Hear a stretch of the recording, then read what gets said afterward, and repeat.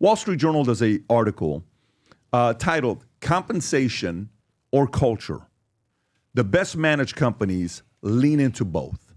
But I think one can probably be better than the other one. So let me read it to you, and then let's have a little bit of a discourse here. In the 1940s, as Peter Drucker got a close-up look at General Motors, he was struck by how unmotivated many of the company's employees were, especially considering that most were making decent money. For the great majority of automobile workers, the only meaning of a job is in the paycheck, not in anything connected with the work or the product. Drucker observed in his landmark study of GM concept of the corporation, no wonder that this result is an unhappy and discontented worker, he wrote. 8 decades later, these words ring as true as ever. If a company wants to attract and retain the talent, it needs to thrive. It can't skimp on compensation, but neither can it neglect culture. This is the key finding from new research conducted by a team at the University of Bern in Switzerland using a measure of corporate effectiveness created by Peter Drucker Institute, Graduate University, Peter Drucker Institute, on 35 different indicators of assessing 5 essential factors: customer satisfaction, innovation, social responsibility, employee engagement and development, and financial strength.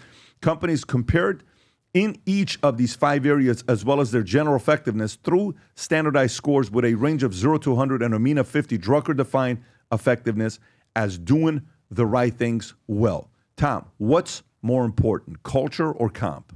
Well, I'll give you 2 examples, and people say, well, compensation is more important. That'll help the culture. Well, then explain certain charities, and I'm not talking about Greenpeace or liberal ones that are out there, activist charities. I'm talking just straight charities. Explain how charities where everybody's either volunteering or making next to nothing have these amazing cultures, and that the people, love working together, and there's such a great vibe of what's going on, and they don't have compensation. Then go look at, I read a thing about the highest above market compensation was an investment bank, and I'm trying to remember the name. I'm going to get this wrong. I'm going to say I think, but folks, if you look it up and you say that's not right, I think it was Piper Jaffray I was reading about, like in 2005, and that they were the most above median throughout the company. So in other words, this bank, people were making a lot of money and they were making more than the average, but they described the culture as so competitive and so toxic that the tenure rate there was very low. It's like 3 years. And so there's an example. You can have all the compensation in the world and it's just so toxic nobody stays there 3 years, and yet you can make a bunch of money. And then you got charities where you make nothing at all, and there's some of these charities where the culture is just unbelievable and you give everything to work there. You have to have a blend, and it starts at the top. You look at Tom's Shoes, or you look at Zappos. And even though we read about Zappos and the tragic story of their CEO and what ultimately happened to him, he created this unbelievable culture that was really good and positive that was there. So I think you have to have a blend. You have to have a blend of both. And it starts at the top with the leader. And I've seen it. And, the reference points I had, the data shows you can have all the money in the world and you can have all the culture in the world. It doesn't have to be one or the other. What do you say? I think it's both. I'm leaning towards the, if you're going to compensate people better, they'll generally accept a little bit less of the comforts of, let's say, a Silicon Valley company where you go in and there's free lunch and there's a massage over there after work and there's a wine bar. I've experienced companies where it's the opposite, where there's literally none of that. It's bare bones, and you go in there for one reason only, to make money, to get better. I would hire people on the trading floor. It's a disaster of a place. I mean, it's horrible. It's overcrowded at the time. Overcrowded. People would be sweating, pulling. There was no order. It was chaos. It was controlled chaos. But guys would come up to me and you sure you want to do this? Yeah. Well, there's no corporate free lunch over here. You're just going to work with me and for me on the floor, but you're going to learn how I do this. And you're going to learn that you can put yourself up, go into those trading pits every day, risk your own capital, and walk out, and someday you'll have a 5,000 square foot home or a beautiful car. So the aspiration of success, I think that let's call it a carrot, I think is a lot better than the soft little nudge of the stick of Brandon, where culture. Yeah, no, I think Rob, I'm going to come to you as well. Go ahead, Brandon. I think it's unsustainable to have long-term people if you don't have both, because I think that if you could be making plenty of money, but if it's not an enjoyable place to be at, I think you're going to burn out and resent it. I mean, the corporate America culture is just so poisonous and unpleasant to be around. I was at a big giant pharma company for a couple of years, and like super nice buildings, super nice amenities and all that, but everybody just acts like a total weirdo in those places. Like, it's like everybody's walking on eggshells, being politically correct. You're afraid to say something slightly controversial because HR reports are flying around left and right, so that's no fun.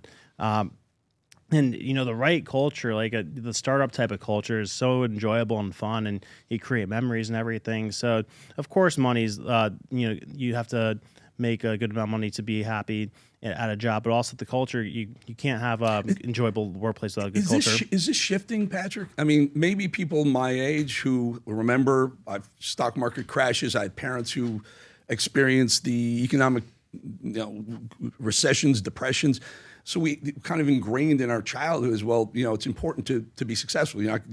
And I think over the last 40 or 50 years, young people, 30 years, young people have grown up without a lot of fear of the dark side because they've never seen it, right? They've never seen, walking, is my account going to be zero today? Are we going into a recession in 2007? Is this going to be the end of life as we know it in America? At one point, people were talking about, you can't put your money in banks because banks were failing, boom, boom, boom.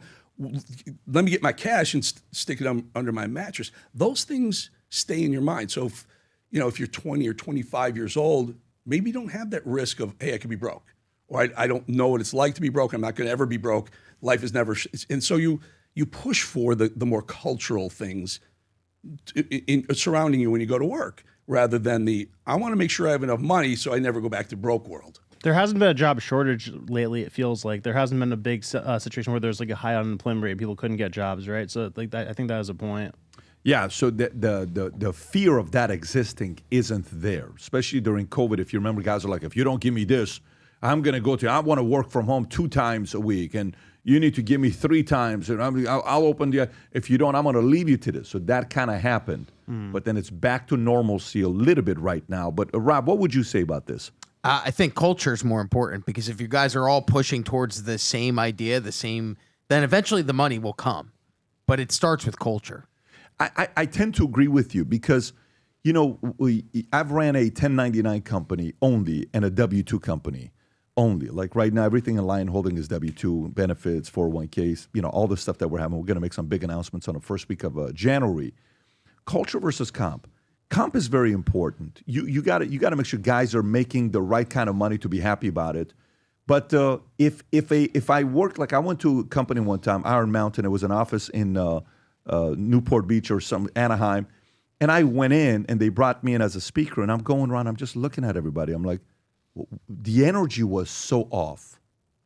Everybody coming in late, leaving early, casual. I start asking questions.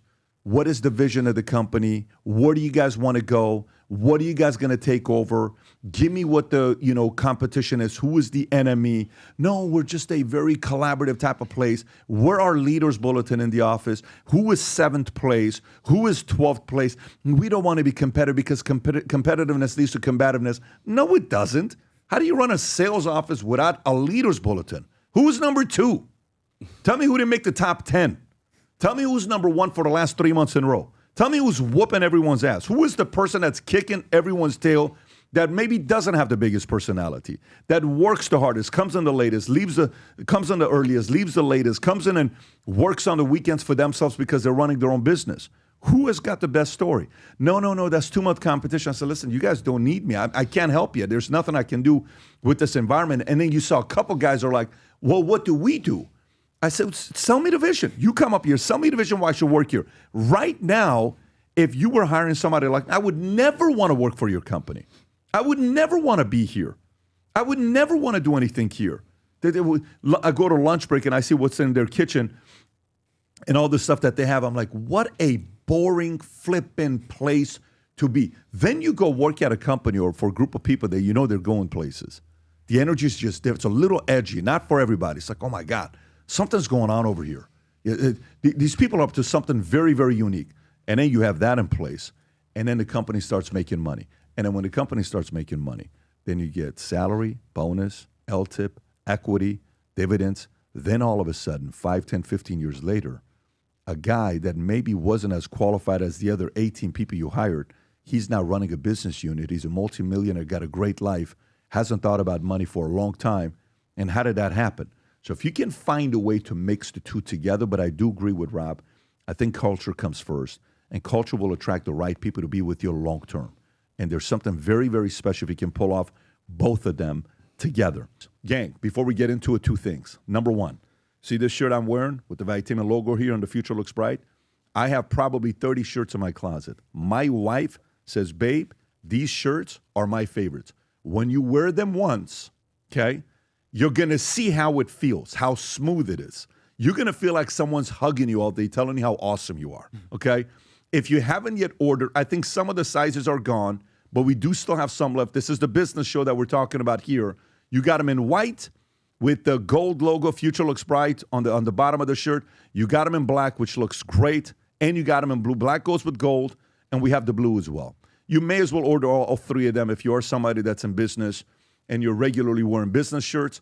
And then we got some of that blue jacket that's left and that whole business series that's going to be there. Now, you can go to vtmerch.com to place your order. Number two, if you're with us right now and you're an entrepreneur, small business owner, we have a circle on Manek dedicated to just business owners. Okay, it's going to be called the PBD. It's called the PBD Entrepreneur Circle. There's a ton of networking going on there. If you haven't yet joined the circle, download the app, go to PBD Entrepreneur Circle, get in there. We're talking ideas, notes, PDFs, different things that I do. I post all the stuff in here, and you can join for free to see what we're talking about. And if you want to be able to network and message each other, it's $5 a month for you guys to be able to talk to each other in that circle. If you enjoyed this video, you want to watch more videos like this, click here. And if you want to watch the entire podcast, click here.